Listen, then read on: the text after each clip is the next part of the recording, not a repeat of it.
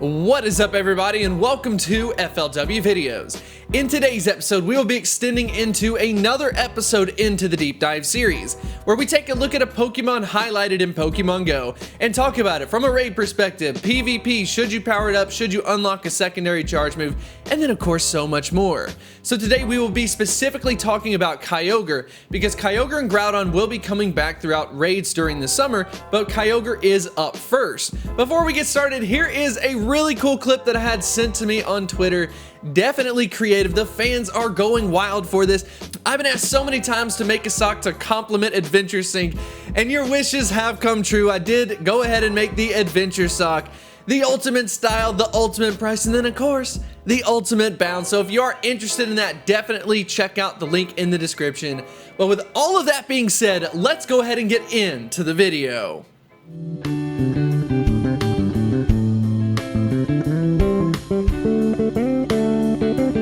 Kyogre with a max EP of 4,115. Kyogre is a pure water type Pokemon. Talking about it from a statistical standpoint, it is no slouch. Check that out. Everything above 200, its worst stat being its stamina stat at 205, and then of course its best stat being its attack stat at 270, ranked at 13th, and overall ranking of 5th in Pokemon Go. The moveset is a fairly simple one. We have only one singular fast move being Waterfall, and then for the charge moves we have Hydro Pump, Blizzard, and then of course Thunder.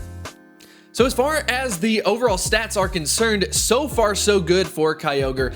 It is easily one of the highest stat Pokemon in the game, but as many of you know, just having the stats does not necessarily translate over to performance, but luckily for us, Kyogre is able to transcend just having really good stats. Let's go ahead and take a look at some of the raid performances. The first one versus a Groudon. You will see that Kyogre is in at the #1 spot.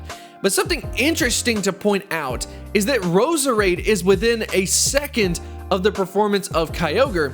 And then of course the main difference between that, Roserade being more accessible from the fact that it is not a legendary Pokemon. It isn't level locked from raids like level 20, level 25, or maybe even level 15 if you do get it from the special research. So this is kind of an interesting thing. I would say that Roserade could actually be a very good budget option, but of course this is just versus the ground type. We can go ahead and run one more simulation that I do think would end up being a really good one, and that's going to be versus Entei. Something else that's kind of interesting with this situation is that because multiple types are also going to be super effective versus the fire type, you're seeing a Pokemon like Rampardos able to take over that #1 spot, and then of course you have Kyogre roughly in at that #2 spot.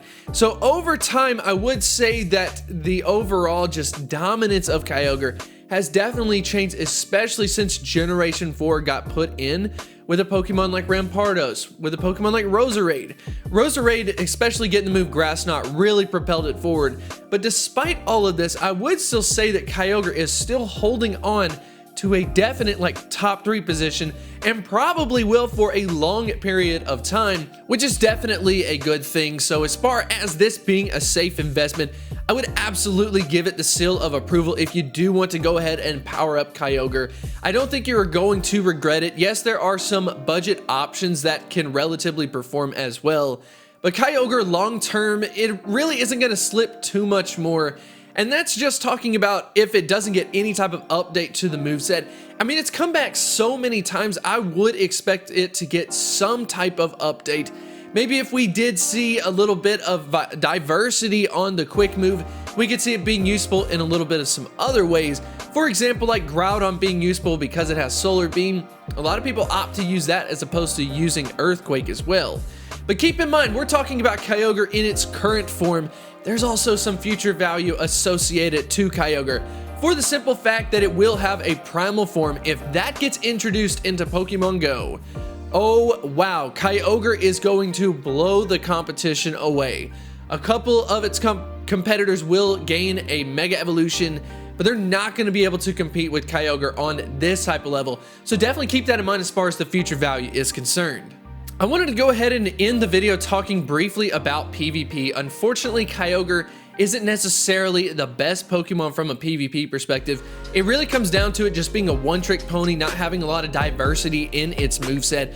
but you are considering using it for PvP and you have the resources, especially like the candy for example, unlocking a secondary charge move, if you are going to do that, definitely go with Blizzard to give yourself coverage versus the grass type Pokemon. That's gonna be one of the bigger threats for sure.